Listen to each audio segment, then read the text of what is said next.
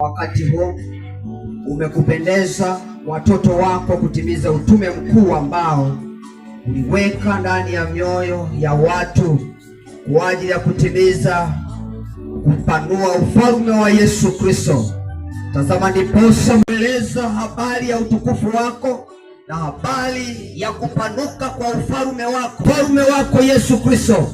Tunaomba ujumbe huu mahali popote ambako mikrofoni hii itafika, Bwana, ukaweze kuwa chemichemi, ukaweze kuwa baraka, ukaweze kubadilisha maisha ya mtu mmoja mahali pale jioni ya leo. Maana kuna wakati umefurahia na kuna wakati umetenga ya kwamba majira kama haya, Bwana, utakwenda kuinua sauti yako, utakwenda kurejesha ile nafsi ambayo ilikuwa inaenda kupotea. Na umesema miaka 1000 ni sawa na siku moja, ambayo nangojea kila mmoja ifikirie toba. Na ndio maana tunaamini kwamba jioni ya leo kuna mtu mmoja anaenda kupokea toba ya kweli kwa ajili ya ufalme wako. Ni katika jina la Yesu Kristo wote tuseme amen.